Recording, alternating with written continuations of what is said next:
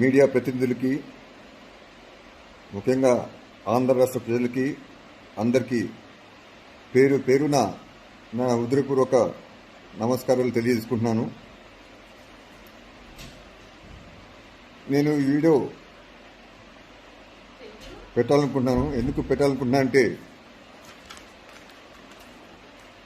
ఈరోజు నేను టీవీలో చూడటం జరిగింది. మన వైఎస్ఆర్ కాంగ్రెస్ మినిస్టర్ కోడాలి నాని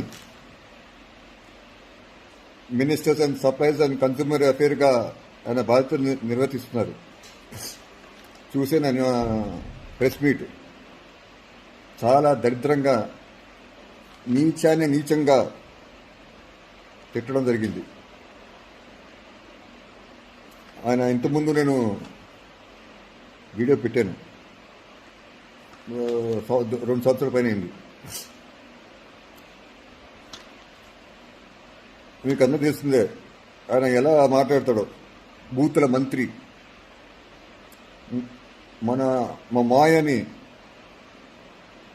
మా మాయ కొడుకు లోకేష్ని పట్టుకుని నోటుకొచ్చినట్టు మాట్లాడుతున్నాడు. ఆంబోతోని ఎద్దాబా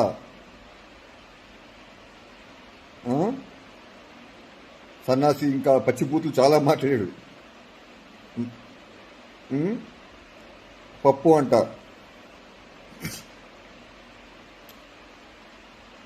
ఇతనే కాదు, వైఎస్ఆర్ కాంగ్రెస్ వాళ్ళు కూడా చాలా మంది విమర్శిస్తున్నారు అతని గురించి, లోకేష్ గురించి, ప్లస్ మా మాయ గురించి. అడిగి బాగా బలిసిందని, దొంగ నా కొడుకు అని చెప్పి ఇలా. నేను ఇవన్నీ మాట్లాడకూడదు, ఎందుకంటే నాకు ఇష్టం ఉండదు ఇవన్నీ బూతులు మాట్లాడడానికి. అసలు ఆ కోడలానికి మా మాయ గురించి, లోకేష్ గురించి మాట్లాడే అర్హత ఉందా?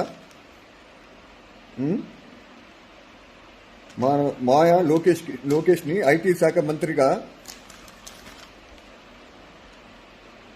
రూరల్ డెవలప్మెంట్గా, పంచాయతీరాజ్ మంత్రిగా ఆయన ఎన్నుకున్నారు. లోకేష్ 2017 నుంచి 2019 అధికారంలో వరకు, అంటే మే వరకు ఆయన బాధ్యతలు నిర్వర్తించారు. ఆయన నీతిగా, నిజాయితీగా, న్యాయంగా, ధర్మంగా పనిచేశాడు. ఆయన ఏ రౌడీజం కానీ, గూండాయిజం కానీ, భూ కబ్జాలు కానీ, భూ ఆక్రమణలు కానీ ఎలాంటి పని చేయలేదు. చాలా సిన్సియర్గా పనిచేశాడు. ఆయన ఎప్పుడూ అవినీతి చేయలేదు. ₹1 లోకేష్ ఇలా దోచుకున్నాడని చెప్పి, ఇలా కబ్జాలు చేశాడని చెప్పి, ఇలా రౌడీజం కానివ్వండి, ఇలా గూండాయిజం చేశాడని చెప్పి ఎక్కడా లేదు. అతను అలాంటి పని చేయడు కూడా. మా మాయ కూడా అలానే చేస్తాడు. ఇప్పుడు దాదాపు 40 సంవత్సరాల పైన ఆయన రాజకీయ జీవితం మొదలైంది. ఆయన ఇప్పటి వరకు ఒక అవినీతి కేసు లేదు, ఒక రౌడీజం కానీ, ఒక గూండాయిజం కానీ, ఒక దౌర్జన్యం కానీ, భూ కబ్జాలు కానివ్వండి ఎప్పుడూ చేయలేదు. చేయరు. ఎందుకంటే ఆయనకి అలాంటి ఇష్టం ఉండవు. లోకేష్ కూడా అసలు అలాంటి పని చేయడు. ఎందుకంటే వాళ్ళిద్దరూ ఎప్పుడు రాష్ట్ర ప్రజల గురించి ఆలోచిస్తారు, అభివృద్ధి గురించి ఆలోచిస్తారు. ఏం చేయాలి, ఏ విధంగా అభివృద్ధి చేస్తే ఈ ఆంధ్ర రాష్ట్రం ముందుకు సాగుతుంది, దాని గురించి ఆలోచిస్తారు తప్ప ఇంకా వేరే దేని గురించి ఆలోచించరు. మీరు లోకేష్ని పట్టుకుని పప్పు అంటున్నారు. నేను ఒకే మాట చెప్తున్నాను, ఆంధ్ర రాష్ట్ర ప్రజలకందరికీ నేను పిలిపిస్తున్నాను. అదేంటంటే, మనం నాయకుడిని ఆయన పనితీరు చూసి, ఆయన ఎలా పని చేస్తున్నాడు, ఏం పని చేశాడు, దాన్ని బట్టి ఆయన అతని ప్రతిభ బట్టి అతని పప్ప శుద్ధ పప్ప అని చెప్పి మనం తెలుసుకుంటాం. లోకేష్ చూసుకుంటే నా ఐటీ శాఖ రూరల్ డెవలప్మెంట్ దాంతో పంచాయతీరాజ్ శాఖ నిర్వర్తించినప్పుడు నాకు తెలిసినందుకు 12,000 కిలోమీటర్ రోడ్లు వేశాడు లోకేష్. ఆయన పప్పంటారా? మనం ఎన్నో వేల మంది ఐటీ ఉద్యోగాలు ఇప్పించాడు. మళ్ళీ ఆయన్ని పప్పంటారా?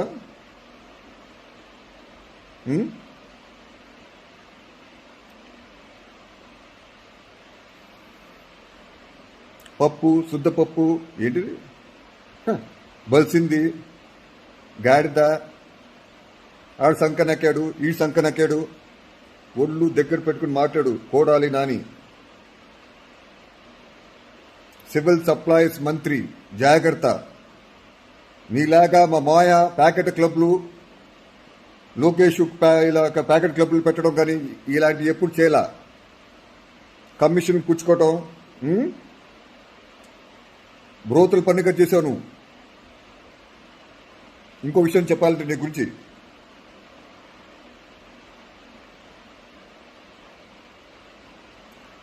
ఒక లీడర్ని ఆడ పప్పో శుద్ధ పప్పో అని తెలుసుకోవాలంటే అతని పని చేయకపోతే అనుకోవచ్చు. నేను చూస్తున్నాను మీరు స్పీచ్లో లోకేష్ తప్పు చేశాడు, మాట్లాడటం రాదంటున్నారు.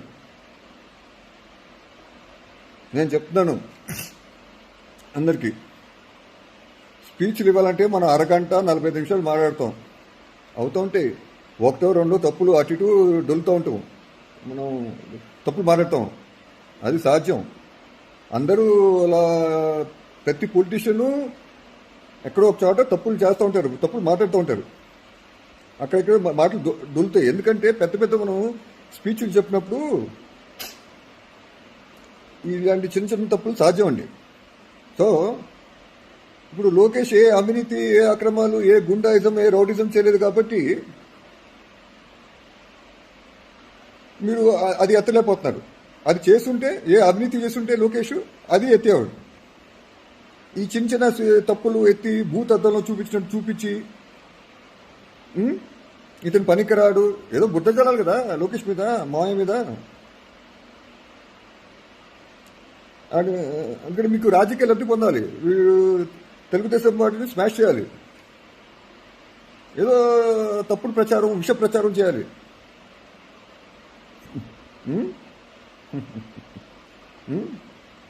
సో ఇది రాజకీయాలు, నాకు అన్నీ అర్థమవుతున్నాయి. రాష్ట్ర ప్రజల దగ్గర నేను పిలిపిస్తాను, ఈ చిన్న చిన్న తప్పులు ప్రతి వారు, ఇప్పుడు లోకేష్ కొత్తగా రాజకీయాలకు వచ్చాడు, సో సాధ్యం.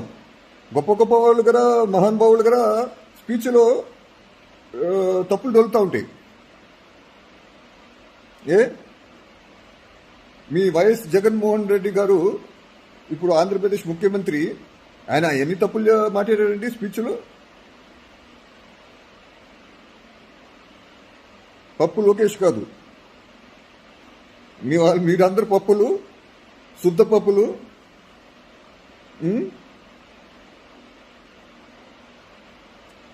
పనికిరాని రాజకీయ నాయకులు, ఏ విజను లేని పనికిరాని రాజకీయ నాయకులు మీరు.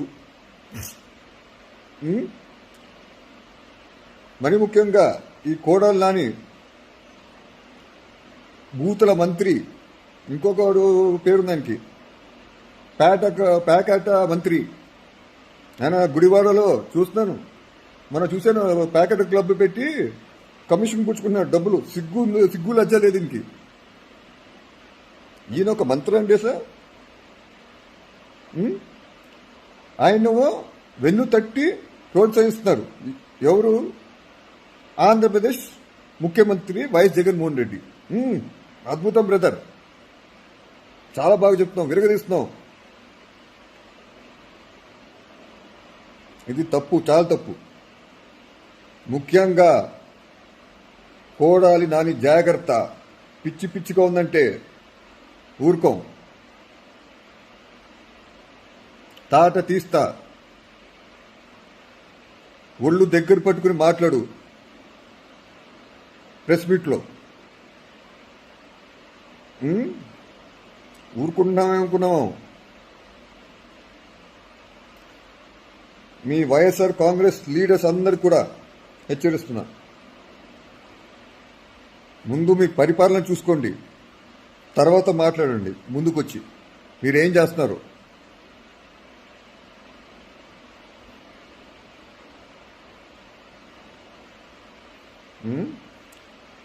లోకేష్ అక్కడ ఇక్కడ ఏదో తప్పు మాట్లాడినా, ఏదో పొరపాటుగా స్పీచ్ డొలినా అతను పట్టుకుని పప్పు అంటాం ఎంతవరకు న్యాయం అంటున్నాను. అతను 10 గంటల పైన కష్టపడతాడు పాపం.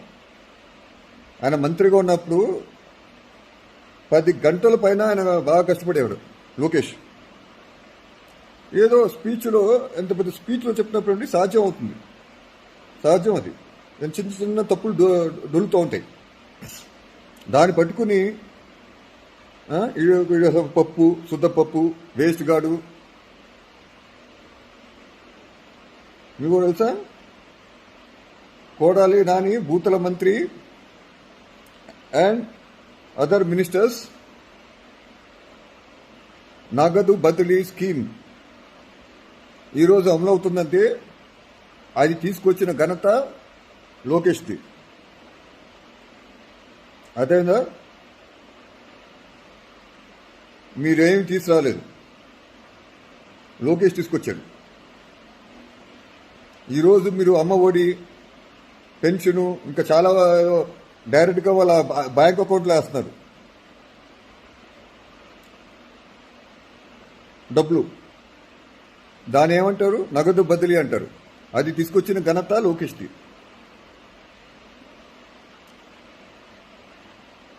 మన అదే కాదు, ఆయన తెలుగుదేశం పార్టీ కార్యకర్తలకి బీమా పథకం తీసుకొచ్చారు. పాపం కార్యకర్తలు వాళ్ళు ఏమైనా ప్రమాదం గురి చనిపోతే, లేకపోతే ఇతర కారణాల వల్ల ఏమైనా వాళ్ళకి ప్రమాదం జరిగితే వాళ్ళకి డబ్బులు ఇవ్వాలి, వాళ్ళకి చేయూతనివ్వాలి అని చెప్పి అనుకుని వాళ్ళకి సాయం చేయడం జరుగుతుంది.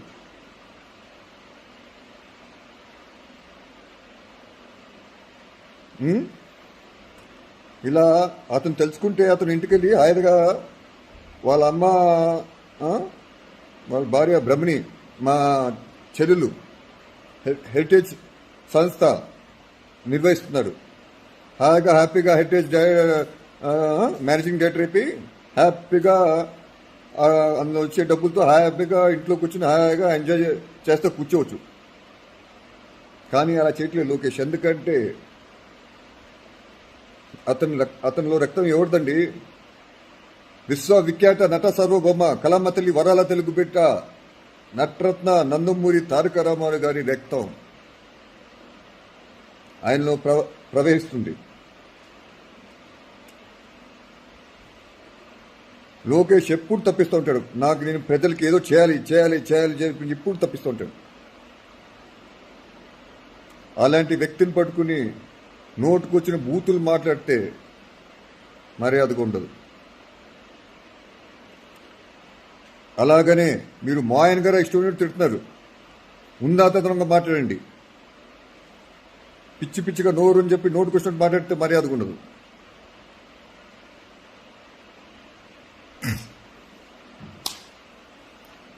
ముందు నీ శాఖను చూడు, కోడాలి నాని, నీ శాఖను చూడు. ముందు ఏం అభివృద్ధి చేస్తున్నావు ఏంటో నువ్వు చూడు. ఒకసారి నీ శాఖ ఎలా ఉందో చూడు.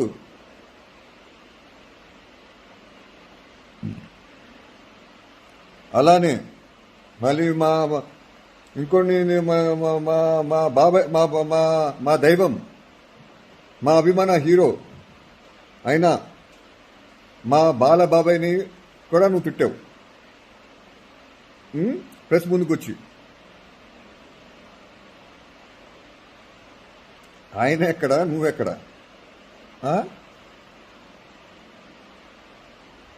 ఆయన నీలాగా ప్యాకెట్ క్లబ్లు కానీ నీలాగా బూతులు కానీ ఎప్పుడు మాట్లాడలా.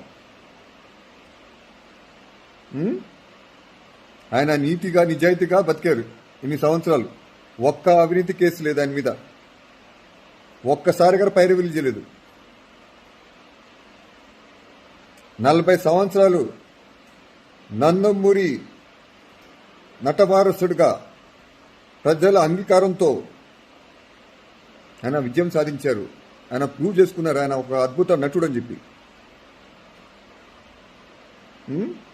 ఆయన హిందూపూర్ 2 సార్లు ఎమ్మెల్యేగా ఎన్నికారు. ఆయన నీలాగా హిందూపూర్లో ప్యాకెట్ క్లబ్బులు కమిషన్లు తీసుకోవటం ఆయనకేమీ చేత కాదు. మీ అధ్యక్షుడు వైఎస్ఆర్ కాంగ్రెస్ అక్కడ ముఖ్యమంత్రి వైఎస్ జగన్మోహన్ రెడ్డి లాగా 1,00,000 కోట్ల రూపాయలు దోచుకోలేదు. వాళ్ళ నాన్నని పేరు అడ్డు పెట్టుకుని, మా తాతగారి పేరు ఎన్టీ రామారావు గారి పేరు అడ్డు పెట్టుకుని మా బాలబాబాయ్ ఎప్పుడు దోచుకోలేదు రాష్ట్ర ఖజానాని. సిన్సియర్గా నీతిగా నిజాయితీగా బతికారు.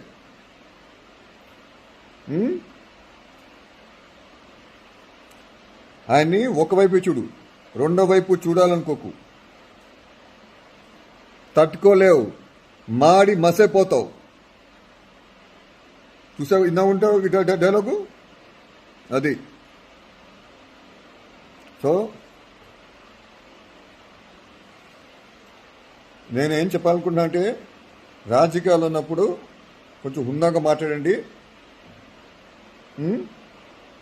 నీతిగా నిజాయితీగా పనిచేయండి, న్యాయంగా ధర్మంగా పనిచేయండి, ప్రజల గురించి ఆలోచించండి, ప్రజల కోసం బతకండి. లేకపోతే వచ్చే ఎన్నికలు మిమ్మల్ని చిత్తుగా ఓడిస్తారు. జాగ్రత్తలు.